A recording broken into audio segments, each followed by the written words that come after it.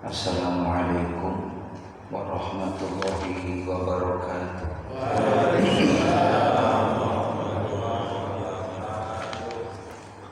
Alhamdulillahi rabbil alamin. Wassalatu wassalamu ala sayyidina Muhammadin wa ala alihi wa sahbihi ajma'in. Asyhadu an la ilaha illallah Al-Malikul Haqqul Mubin Muhammadur Rasulullah Sabiqul Wa'dil Amin. Allahumma salli wa sallim ala Sayyidina Muhammad wa ala alihi wa sahbihi ajma'in. Qala Allah Ta'ala fi kitabihil karim. Bismillahirrahmanirrahim. Innal ladzina amanu wal ladzina hajaru wajahadu fi sabilillah ulaika yarjuna rahmatullah wallahu ghafurur rahim. Wa qala ta'ala aidan fi ayatil ukhra ya ayyuhalladzina amanu taqullaha wal tanzur nafsum ma qaddamat lighad wa taqullaha innallaha khabirun bima ta'malun. Wa qala an-nabi sallallahu alaihi wasallam kun aliman aw muta'alliman aw mustami'an aw muhibban wa la takun khamisan fatuhlik. Sadaqallahu sadaqa Rasulullah sallallahu alaihi wasallam. Ketua DKM serta pengurus Masjid Jami'ul Hikmah yang insyaallah dirahmati Allah, para satib, para hujjaj, tokoh masyarakat, para orang tua yang hadir yang sama-sama dirahmati oleh Allah Subhanahu wa Ta'ala. Tidak bosan-bosannya kita selalu memanjatkan puja, puji serta syukur kita kepada Allah Subhanahu wa Ta'ala. Alhamdulillah, dengan taufik inayah hidayah kita bisa melaksanakan ibadah salat maghrib secara berjamaah dalam keadaan sehat walafiat, sehat lahir maupun batin kita. Banyak saudara-saudara kita yang saat ini berbaring di rumah sakit, yang ketika mendengar azan dia meneteskan air mata karena dia tidak mampu sebagaimana biasanya. Dia dalam kondisi berbaring, sedang diinfus, sedang merasakan penderitaan sakit yang dialami. Dia minta sama Allah, sehatkan ya Allah, saya pengen datang ke masjid salat berjamaah. Tapi kondisilah yang tidak memungkinkan. Mereka yang sakit ingin disehatkan oleh Allah dan ingin ibadah, dan kita alhamdulillah dalam kondisi sehat.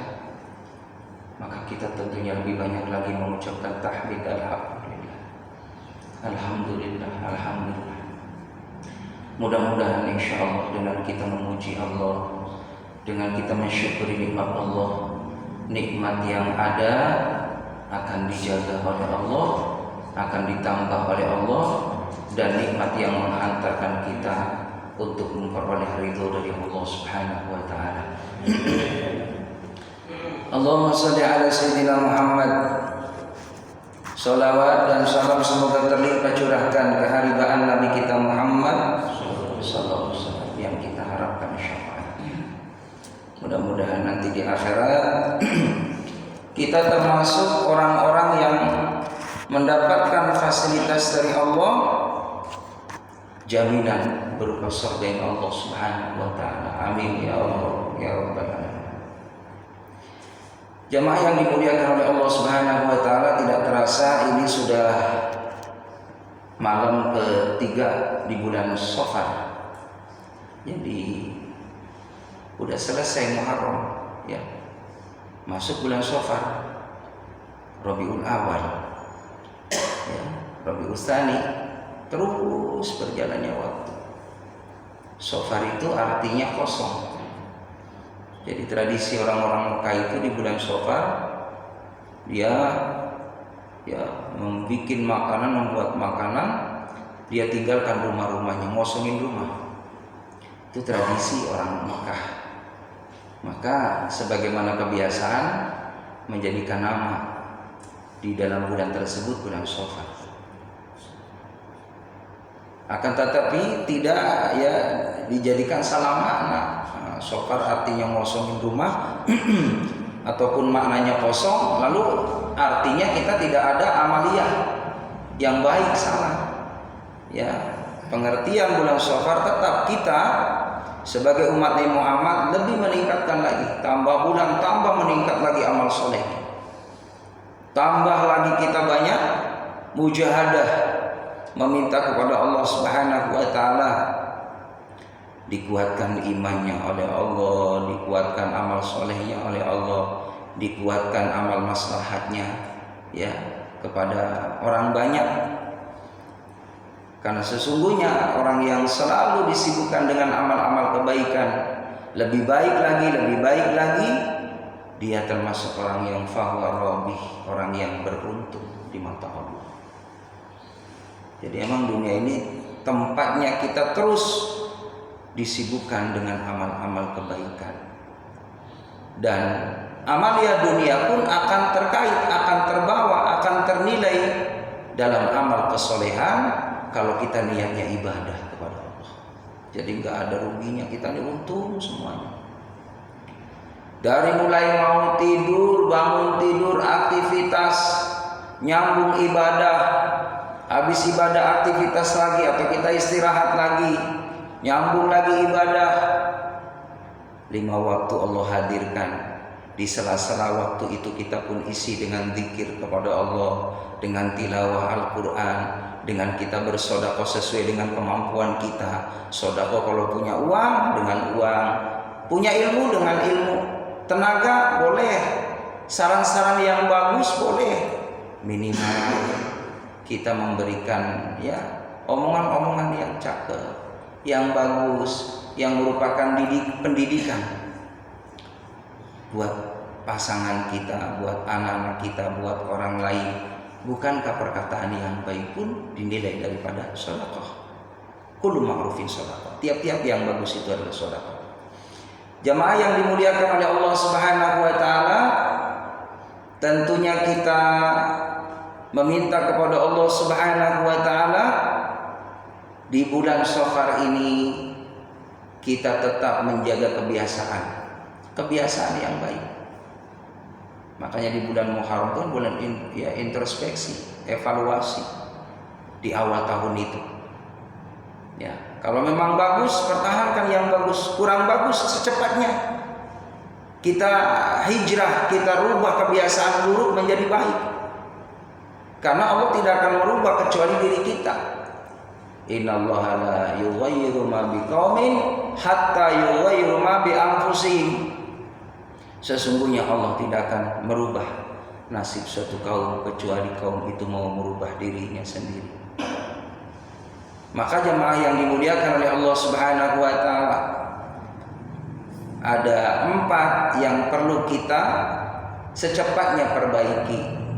Jangan kita tunda-tunda, yaitu hijrah i'tiqadiyah, hijrah fikriyah, hijrah syu'uriyah, hijrah sulukiyah. Bagaimana kita terus meminta kepada Allah Subhanahu wa taala untuk diistiqomahkan keimanan kita kepada Allah Subhanahu wa taala sampai kita menghadap Allah, ahina bil iman, amitna bil iman, wahsubna bil iman, wadkhilna jannata ma'al iman. Ya Allah, hidupkan kami dalam iman, matikan kami dalam iman, kumpulkan kami nanti di akhirat dengan orang-orang yang beriman, masukkan kami ke dalam surga dalam keadaan bekal iman. Maka iman ini mahal harganya.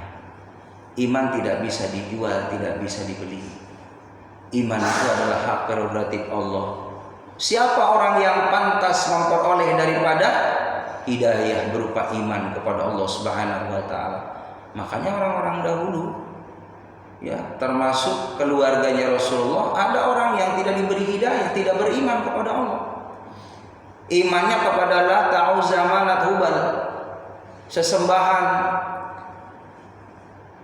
yang turun-menurun warisan dari nenek moyang, menyembah berhala.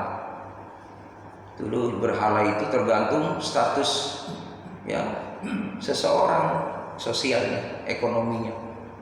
Ada yang berhala dibuat dari barang yang mahal, yang sedang, bahkan minimal ya bisa dibuat dari tepung. Bahkan sahabat Umar pernah bikin patung sebelum masuk Islam itu dari kurma. Jadi kurma itu dibikin patung dewa gitu ya, dibikin kepala, kaki. Itu Umar pernah melakukan itu. Yang lebih lucunya lagi, ada sahabat bikin berhala dari tepung, ya udah disembah, lapar dimakan. Ya dulu begitu tuh ya. Jadi ya lucu kan, orang masuk akal gitu. Ya itulah orang kalau ya nggak punya iman, ya, ngikuti nenek moyangnya, sesembahan yang menurut dia benar. Nah, padahal itu kebatilan yang nyata. Maka Nabi mempunyai misi berdakwah, ngajak orang Mekah selama 13 tahun tentang iman kepada Allah. Nabi suatu ketika ngumpulin tuh sama pemuka-pemuka Quraisy, ada Abu Jahal, Abu Lahab. Kata Rasulullah, wahai paman, wahai para orang tua, sembahlah Allah. Dialah Allah yang menciptakan kita semua. Dialah Allah yang menghidupkan. Dialah Allah yang mengatur segalanya. Sembahlah Allah. Jangan menyembah kepada selain Allah. Malah marah Abu Jahal, Abu Lahab. Kata Abu Jahal, Abu Lahab, saya dikumpulin datang ke sini Muhammad, cuman hanya dinasehatin suruh nyembah Tuhanmu. Diomel-omelin Rasulullah. Jamaah yang dimuliakan oleh Allah Subhanahu wa taala, maka cukuplah belajar dari orang-orang yang baik, ikutin cerita hidupnya supaya kita seperti orang-orang yang baik itu. Maka belajarlah kita, naudzubillah min dzalik, berlindung kepada Allah, minta kekuatan kepada Allah, jangan sampai mengikuti karakter tabiat orang yang dibenci sama Allah. Jadi Al-Quran ini jamaah rahimakumullah, isinya adalah ya tentang bagaimana perintah, ada larangan, ada hukum-hukum, ada sejarah lengkap dalam Quran. Dari cerita Nabi Adam sampai Nabi Muhammad dan nabi-nabi dahulu, ini ada di sini. Dan itu jelas nyata apa yang diceritakan dalam Al-Quran, dan itu sama dengan kejadian yang ditemukan di dunia, di alam ini. Bagaimana kisah Nabi Musa gitu kan, ada di sana cerita, memang nyata. Sungai Nilnya juga ada kan. Bagaimana cerita Nabi Ibrahim dulu, ada di sana. Bagaimana cerita ya Nabi Nuh, ada. Nabi Yusuf ada. Nabi Isa, dan termasuk Nabi kita Muhammad SAW yang Allah abadikan sejarahnya dalam Al-Quran, nyata ada di kota Mekah. Rumahnya dekat Ka'bah, di masjid dia dekat Masjidil Haram. Di situ manusia pilihan Allah, Muhammad Rasulullah Sallallahu Alaihi Wasallam, Nabi akhir zaman yang diutus oleh Allah menyempurnakan agama Islam. Kalau dulu nabinya diutus oleh Allah liqaumin, untuk kaumnya, dakwah hanya satu negara untuk kaumnya. Tapi kalau Nabi Muhammad rahmatan lil alamin, seluruh alam, bahkan sampai hari kiamat. Jadi seluruh alam di sini jamaah rahimakumullah menyangkut alam musyahadah ataupun ghaibiyah. Termasuk jin, itu umatnya Nabi Muhammad sallallahu alaihi wasallam. Makanya jin juga ada jin muslim. Pernah ada jin yang ketika Nabi Muhammad lagi baca Quran, maka jin itu dengerin bacaan Al-Qurannya Rasulullah dan ngikutin Rasulullah, minta diislamkan. Bahkan di Mekah itu ada masjid jin. Ya, masjid jin. Jadi jin itu ada muslim, ada kafir. Jadi jamaah rahimakumullah, semua itu termasuk umatnya Nabi Muhammad SAW. Tapi kita ini jamaah rahimakumullah sebagai manusia ini makhluk yang paling sempurna. Allah ciptakan, diberikan fisik yang sempurna, diberikan akal, diberikan nurani, diberikan hati, supaya kita ini bisa memahami tentang tujuan hakikat hidup. Hidup ini jamaah rahimakumullah sesaat. Min aina, dari mana kita? Kita ini dulunya nggak ada. Lalu wasilah orang tua kita, alhamdulillah dipercaya oleh Allah mengalahkan sel-sel yang lain jutaan. Hadirin, kita dari dalam proses rahim ibu aja sudah bertanding, sudah berkompetisi. Hadirin, berkompetisi. Kitalah yang menang. Sang juara dipercaya oleh Allah Subhanahu wa taala. Alhamdulillah kita menikmati hidup yang ada setengah abad, setengah perjalanan, Pak. Udah 50 ada, Pak ya? Ada. Saya hampir 51 tahun lagi, Pak. Walaupun kata istri saya kayak 17 tahun. Ya, kata istri saya itu mah. Istri orang lain mah tetap aja nggak bisa dibohongin, Pak. Saya juga ngerasain sendiri. Udah nggak bisa saya kayak dulu gitu ya. Begadang tengah malam nggak kuat, Pak. Kalau dulu masih bisa ngobrol nih sama tetangga, jam 12 masih kuat kita. Sekarang jam 10 aja udah pada pegel badan aja. Iya, udah baunya bau kasur kita nih, udah baunya udah lemas ya kan. Udah berjalannya waktu usia, Pak, nggak bisa dibohongin. Iya, kalau udah usia 40 tahun, 50 tahun tuh udah waktunya kita disibukkan dengan ibadah kepada Allah. Udah mau kemana lagi? Udah jangan ngikutin ngurusin nafsu dulu. Kalau nafsu mah kayak anak kecil, kata Imam Ghazali mah. Diikutin nggak ada habis-habisnya. Anak kecil kan pengennya main mulu. Kalau bisa mah orang tuanya jangan nyari. Itu begitu tuh anak kecil. Nah, kita hadirin, Allahu Akbar, dikasih nikmat sama Allah. Sudah melalui fase-fase anak-anak udah, remaja udah, dewasa udah. Kita nih tua. Ya. Udah ada yang punya cucu, ya Pak? Ada udah punya cicit, Pak? Udah? Belum ya? Tadi saya lihat kayaknya muda-muda ini jamaah nih, ya. Allahu Akbar. Mau kemana lagi? Udah waktunya kita nih 15 menit, 10 menit. Udah waktunya berkemas-kemas, udah dandan rapi, berangkat ke masjid. Udah niat habis ba'da sholat baca Quran. Di rumah banyak waktu, banyakin baca Quran. Biar gak nyesel nanti di akhirat, di alam kubur. Karena banyak orang yang di alam kubur pengen balik lagi ke dunia, pengen baca Quran, cuman gak bisa.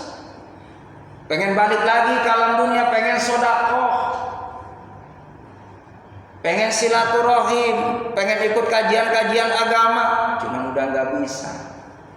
Nah sekarang alhamdulillah, Pak, masih diberikan kesempatan memperbaiki amal soleh.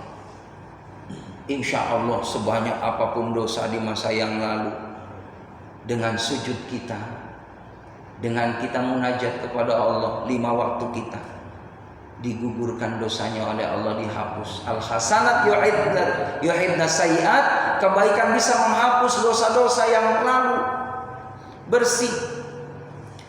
Makanya kalau ada amalan sunnah ikutin. Kayak waktu di bulan Zulhijjah ada tarwiyah, ada Arafah.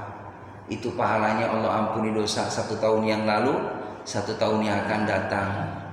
Kemarin Tasu'a sama Asyura, pahalanya Allah hapus dosa 1 tahun yang lalu.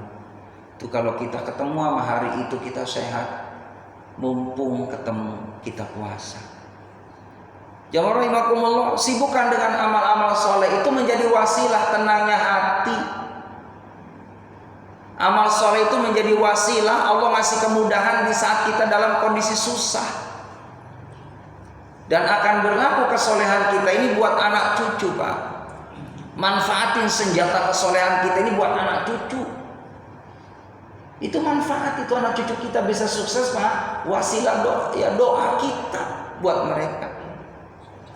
Habis sholat, ya Allah doain buat anak cucu saya supaya gampang jalan rezekinya, jalan usahanya, ketemu gitu kan, pekerjaan yang halal, yang barokah.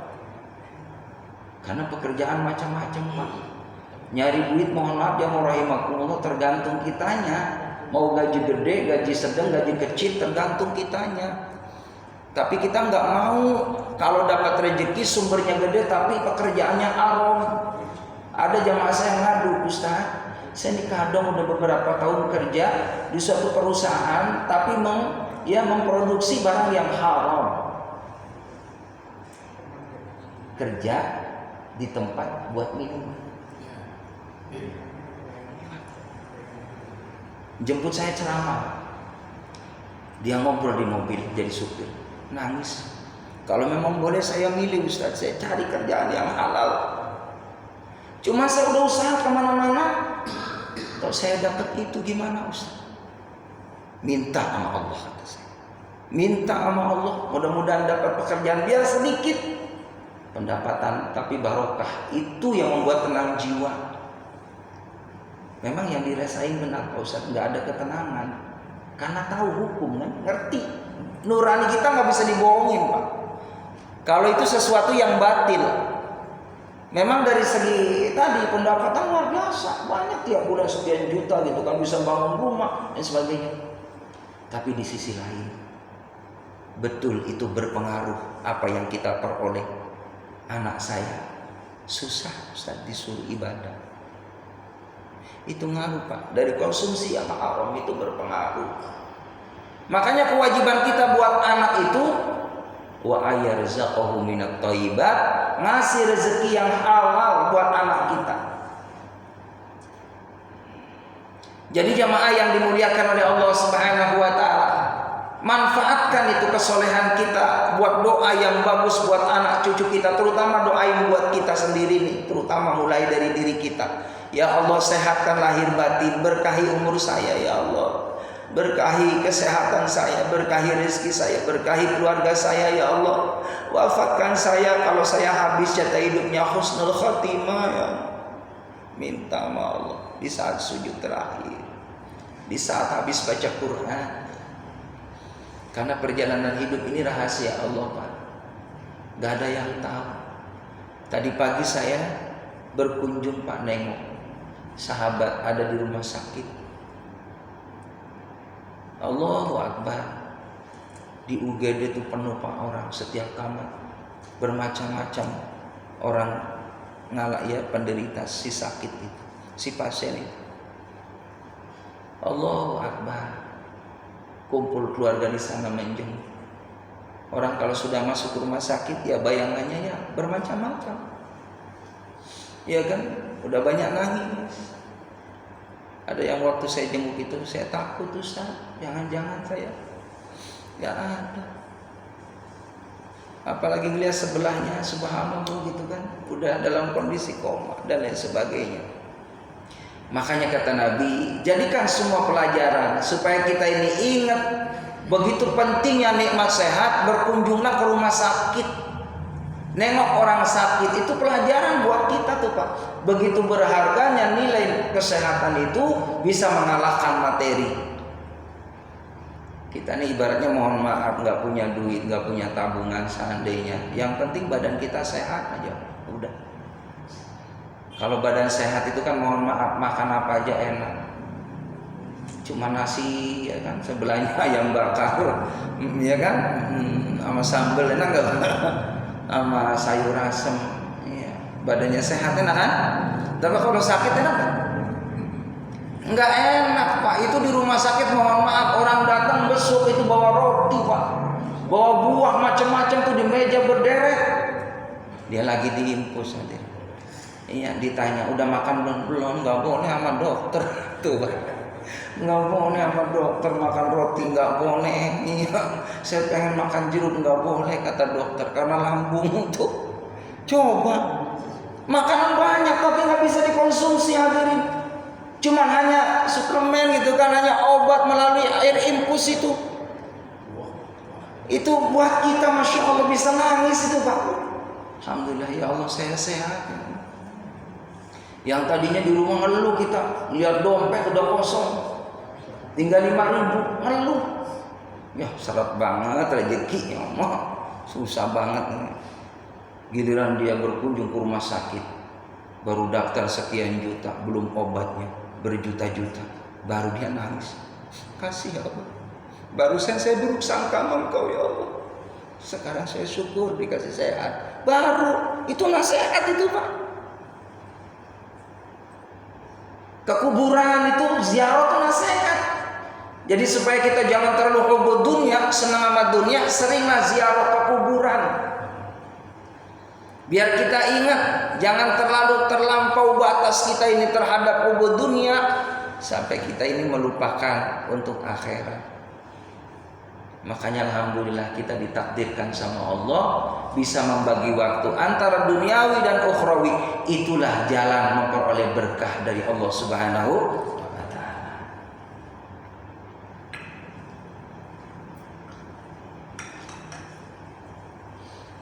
Jadi hidayah itu jamaah rahimakumullah mahal harganya. Kalau kita lihat cerita bagaimana yang namanya Abu Jahal, hadirin, Abu Jahal itu masih keluarga Rasulullah, masih saudara, tapi bukan paman. Kalau pamannya Abu Lahab. Jadi Abu Jahal itu jamaah yang dimuliakan oleh Allah Subhanahu wa taala, nama aslinya adalah Amr bin Hisham atau Abul Hakam. Ya, dari Bani Mahzum, suku Quraisy. Abu Jahal itu peran aktif untuk nyiksain sahabat-sahabat Rasulullah. Ada sahabat yang rahimakumullah yang sekeluarga dibantai, disaksiin nama istrinya sama anaknya, dihukum, dipukulin sampai berlumuran darah di depan istrinya, supaya istrinya takut tidak ngikutin suaminya. Tapi karena iman itulah yang Allah sudah percaya ini orang dipilih ahli surga. Sakit sekalipun, mati sekalipun siap, karena iman. Mati suaminya depan istrinya Pak. Tahu tuh suami mau meninggal, bagaimana? Rubah gak keimananmu? Ngikutin Muhammad atau ngikutin aku? Muhammad Rasulullah. Gantian istrinya Pak. Ngikutin nasib seperti suaminya, digebukin hadirin, disiksa, berlumuran darah di depan anaknya. Mati istrinya sama suaminya, tinggal anaknya. Gimana? Lihat ayah bundamu sudah meninggal. Rubahkah keyakinanmu? Ngikutin Muhammad atau ngikutin nenek moyang kita, dewa-dewa itu? Rasulullah sallallahu alaihi wasallam disiksa juga mati pas keluarga. Itu Abu Jahal yang menentukan. Makanya Abu Hakam, bapak yang menentukan hukum.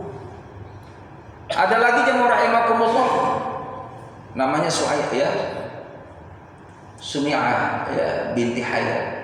Ini seorang sahabiyah yang dia disiksa oleh Abu Jahal, wanita yang dia dipukulin Pak. Tiap malam dapat hukuman dari ya, Abu Jahal, termasuk ya orang-orang yang disuruh Abu Jahal dipukulin Pak mukanya perempuan itu supaya jangan ikutin Rasulullah. Dalam cerita itu sampai buta Pak, dipukulin wanita tadi supaya jangan ikuti Nabi Muhammad. Tapi tetap, kondisi apapun, hukuman apapun yang kau berikan kepadaku, kata sahabiah tadi, saya siap menjalani, mati pun rela. Akhirnya sampai buta. Jemaah rahimakumullah, Abu Jahal ini penasaran, betul nggak bahwa Allah itu, Tuhannya Muhammad itu ada dan bisa memberikan suatu kehebatan berupa mukjizatnya, kemahakuasaannya. Ditantang sahabiah tadi, kalau kau benar-benar mempunyai Tuhan selain dewa-dewa kita, Tuhannya Muhammad, silakan minta kepada Tuhanmu supaya disembuhkan matamu.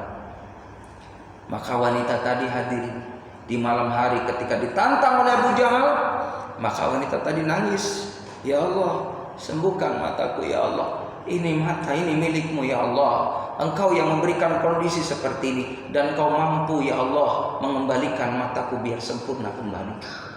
Pagi hari Abu Jahal melihat dan kondisinya terang benderang, matanya disembuhkan nama Allah, masih tetap tidak beriman kepada Allah Subhanahu wa taala. Itulah hidayah. Pernah jemaah rahimakumullah, Abu Jahal mengintai, dia sengaja kurang puas melihat orang-orang yang disuruh tidak ada yang berhasil. Abu Jahal langsung dia di balik ya, bukit. Maka Rasulullah lagi masuk di Masjidil Haram, lagi ibadah kepada Allah. Itu Abu Jahal ngambil batu gede, mau ditimpukin dari atas. Sengaja mau membunuh Rasulullah Shallallahu Alaihi Wasallam. Apa yang terjadi ketika batu itu mau diambil? Seakan Abu Jahal melihat ada harimau yang besar di depannya yang akan menerkam kepalanya Abu Jahal. Seketika itu Abu Jahal langsung teriak dan lari sekencang-kencangnya. Kalau Allah berkehendak, hadirin, tidak ada yang mustahil. Kun fayakunnya Allah. Itulah malaikat Allah, dan malaikat itu hak adanya. Ditolong sama Allah, nggak jadi itu. Padahal batu udah disiapkan itu dari siang hari. Rasulullah lagi sholat tinggal timpukin tuh batu itu. Itu ketika mengambil batu melihat ke depan ada harimau Pak mau nerkam Abu Jahal, nggak jadi. Tetap aja nggak iman. Apa yang terjadi Abu Jahal, hadirin? Orang yang menghina, orang yang tidak beriman kepada Allah, orang yang memusuhi kekasih Allah. Abu Jahal wafatnya sangat mengenaskan ketika perang Badar, hadirin. Perang Badar itu dilakukan di bulan Ramadan, Pak. Coba, lagi puasa. Karena memang ini wahyu dari Allah untuk melawan orang-orang kafir yang menyerang. Orang Islam tuh Pak, kalau nggak diganggu, nggak bakal ganggu. Orang Islam mempertahankan hifdzuddin, mempertahankan agama. Maka kalau sudah menyangkut agama, dilecehkan, dihinakan, maka tidak terima orang Islam karena mempertahankan agama Allah Subhanahu wa taala, agama yang hak dari Allah. Maka menurut riwayat, perang Badar itu di bulan Ramadan, lalu pasukan Rasulullah hanya 300. Pasukan orang-orang kafir ini 1000 lebih. Jadi 3 kali lipat. Termasuk di situ ada Abu Jahal ikut perang. Apa yang terjadi jemaah rahimakumullah? Dan Abu Jahal itu terbunuh oleh Abdullah bin Mas'ud karena sangat dia bencinya kepada Rasulullah, mencari akan membunuh Nabi Muhammad. Maka Abdullah bin Mas'ud langsung mengambil pedangnya dan langsung akan dilayangkan ke lehernya Abu Jahal. Tapi udah tahu Pak, kematian di ujung, nyawa di ujung kematiannya saat itu. Dia masih nantang, mana Muhammad? Aku ingin membunuh Muhammad. Masih nggak ada sadarnya Pak. Keselah Abdullah bin Mas'ud langsung ditebaslah lehernya daripada Abu Jahal. Maka Rasul pun jamaah rahimakumullah sarankan, lemparkan kepalanya, yaitu di sumur orang-orang yang khusus pada mati di saat perang Badar itu. Dan sampai sekarang hadirin, di bukit itu, di sumur itu masih mengeluarkan aroma yang tidak nyaman. Itu ayat Allah. Itu ayat Allah. Hina, matinya hina. Termasuk jemaah yang dimuliakan oleh Allah Subhanahu wa taala, paman sendiri pun sama, mengalami nasib yang tidak nyaman. Abu Lahab itu jemaah yang dimuliakan oleh Allah Subhanahu wa taala. Beliau punya nama Abdul Uzza bin Abdul Muthalib. Jadi anaknya Abdul Muthalib, paman asli Rasulullah. Abu Lahab itu, tapi diabadikan namanya Tabbat yada Abi Lahab wa tab, celaka. Kedua tangan Abu Lahab celaka. Kenapa? Abu Lahab juga sama. Dia membenci Nabi Muhammad SAW. Bahkan bukan hanya Abu Lahabnya, termasuk didukung sama istrinya Ummu Jamil, menebarkan fitnah siang dan malam bahwa Muhammad adalah tukang sihir, Muhammad adalah orang yang tidak waras dan lain sebagainya, supaya jangan ikutin Rasulullah. Disebarlah fitnah-fitnah ngejelekin Rasulullah SAW. Paman bibi, apalagi orang lain. Itulah hidayah. Maka jemaah yang dimuliakan oleh Allah Subhanahu wa taala, pernah terjadi bagaimana Abu Lahab ini menjebak Rasulullah SAW pura-pura sakit, Pak. Itu di depan tempat tidurnya, di situ dibikin lubang untuk menjebak Rasulullah biar masuk ke lubang itu. Nyuruh utusan, kasih tahu Muhammad, keponakanku, bilang pamannya sakit. Padahal Rasulullah tahu kalau Abu Lahab sering nyakitin, tapi nggak ada sedikit pun untuk balas, nggak ada. Karena Nabi berharap supaya orang-orang yang tidak suka kepada Rasulullah diberikan hidayah oleh Allah, biar dia sadar, karena nggak mau orang-orang itu masuk ke dalam nerakanya Allah, apalagi bagian dari keluarganya. Itulah Nabi Muhammad. Makanya orang yang baik, hadirin, bukan orang yang membalas kebaikan dengan kebaikan. Itu memang wajar, tapi kebaikan yang istimewa, membalas kebaikan terhadap orang yang tidak baik dengan kita, berat. Itu orang istimewa. Nah, Nabi ngajarin, Pak, kalau ada orang nggak senang sama kita, sering ngasih hadiah. Jadi kalau ada orang nggak senang sama kita, setiap hari, Pak, bungkusin nasi uduk. Bisa nggak? Iya, ntar orang lama-lama mikir, saben hari dibungkusin nasi uduk gitu kan. Segitu orang baiknya masa dilanjutin gitu kita berbuat jelek sama dia. Lama-lama mikir, Pak. Jadi jangan keburukan dibalas keburukan. Itu Nabi. Maka akhirnya bergegas, Pak. Dengar pamannya sakit, siapa sih yang tega? Walaupun dia benci sama Rasulullah, Nabi bergegas. Ya, nanti saya ke sana, kata Rasulullah. Allahu Akbar. Itu ngikutin, Pak. Komando orang tadi emang sengaja mau dijebak. Giliran di depan di tempat tidurnya, itu lubangnya tuh ditutupin karpet. Ya, udah sengaja, memang udah disetting. Biar Muhammad, ya Rasulullah Muhammad, datang di hadapannya, langsung nyemplung ke situ. Apa yang terjadi? Malaikat Jibril alaihissalam, setiap Rasulullah kemana-mana selalu diiringi malaikat Jibril, diikutin oleh malaikat Jibril, selalu diingatkan kalau ada yang berbahaya, selalu diingatkan, diselamatkan oleh Allah. Jamaah rahimakumullah, tinggal satu langkah, kata malaikat Jibril, Muhammad, hati-hati, di depan ada lubang untuk menjebakmu. Maka akhirnya Rasulullah mundur, hadirin. Apa yang terjadi? Abu Lahab lupa, dilupain nama Allah. Mampu bagi Allah dilupain kalau dia yang bikin lubang, dialah yang masuk ke kakinya ke lubang itu, Pak. Terperosok sendiri dia masuk ke lubang. Yang anehnya, hadirin, ketika lubang itu ada isinya Abu Lahab, seakan bumi itu, jamaah rahimakumullah, semakin dalam, semakin dalam, semakin dalam. Maka orang-orang yang di sekelilingnya, sahabat-sahabatnya, teman-temannya, dia mengambil tali, hadirin, dijulurkan tali itu untuk mengurat, untuk mengangkat Abu Lahab. Semakin tali itu dijulurkan, semakin disambung, semakin dalam, semakin dalam, semakin dalam. Tidak seperti awal ketika dibikin berapa meter. Itu semakin tambah meterannya, semakin dengan sendirinya tanah itu ke bawah, ke bawah, semakin dalam. Jemaah rahimahullah, habislah talinya. Apa yang terjadi ujung-ujungnya? Tolong ponakanku, tolong paman ponakanku. Enggak tega, pamannya dalam kondisi menderita. Apa yang terjadi? Rasulullah cukup menjulurkan tangannya, hadirin. Paman, pegang tanganku, paman. Diangkat oleh tangannya Rasulullah tanpa sehelai kain tali pun. Itulah kalau Allah berkehendak, dan itulah mukjizat dari Allah Subhanahu. Terangkat, hadirin, pakai tangan Rasulullah, nggak pakai tali tadi. Itu mukjizat. Sudah di atas Abu Lahab. Kiranya mau dapat hidayah, sadar, tetap aja, Pak. Rasulullah pulang, tetap masih musuhin. Iya kan, masih musuhin lagi, hadirin.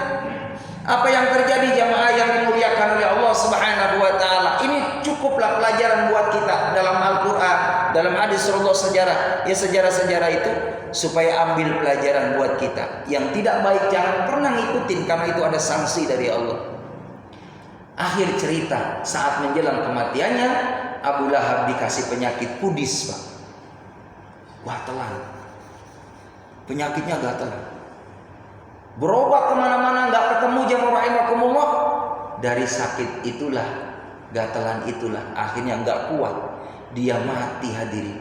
Matinya nggak ketahuan, udah tercium bau nggak nyaman, dan akhirnya nggak ada yang mau ngurusin keluarganya karena baunya sangat menyengat.